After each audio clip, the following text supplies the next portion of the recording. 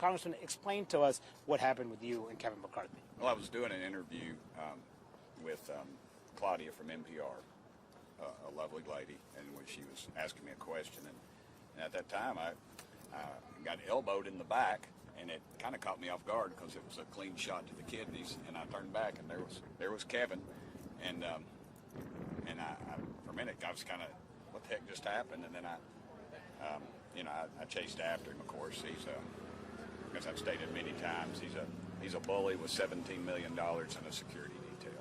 He's the type of guy that when you're a kid would throw a rock over the fence and run home and hide behind his mama's skirt. And he just, he from behind, that kind of stuff.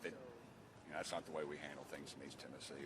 If we have a problem with somebody, I'm going to look them in the eye and talk to them. Okay, so he walked down the hallway, hit you in with his elbow. Yeah, you can go on Claudia's Twitter account. It pretty much, her X account. It's very active. Okay, so then just explain. So you chased him? What do you mean you chased him? I just ran after him. I was like, what the heck? Why'd you do that? Because it was, like I said, if you've ever been hit in the kidneys, it's a little different. You don't have to hit very hard to cause a little bit of pain, a lot of pain. And so he just, of course, as he always does, he just denies it or blames somebody else or something, and it was just a little heated, but I just backed off because I saw no reason. I wasn't gaining anything from it. And everybody saw it, so it didn't really matter. Wait, he responded to you? Yeah, he just acted like, what are you talking about? Who are you?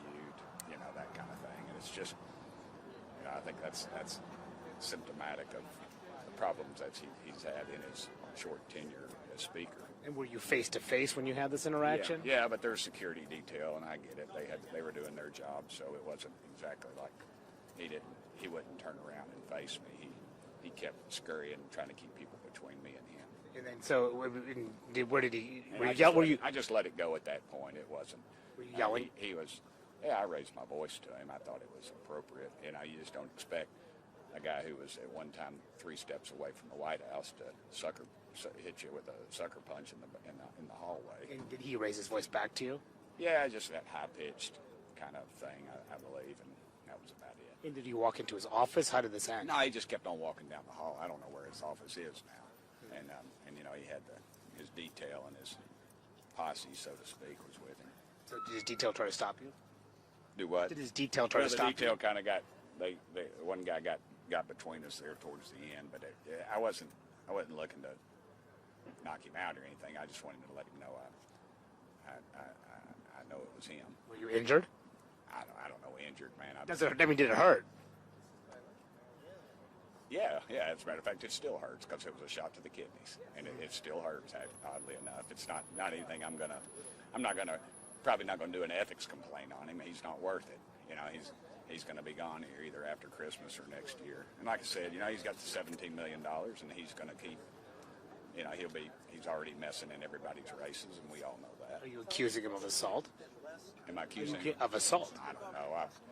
Ask a lawyer. It's over as far as I'm concerned.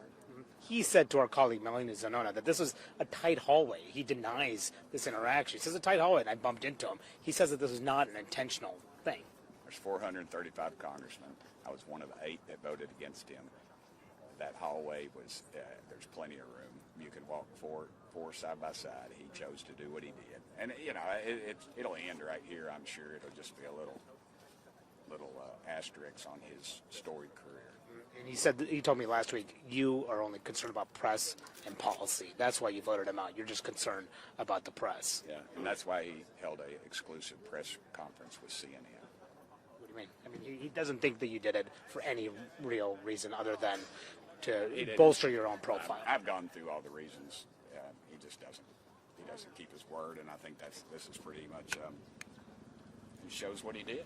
It just shows what he did, and it's just the way it is with him. He's not, he could have gone out on top, and he's chosen to go this route.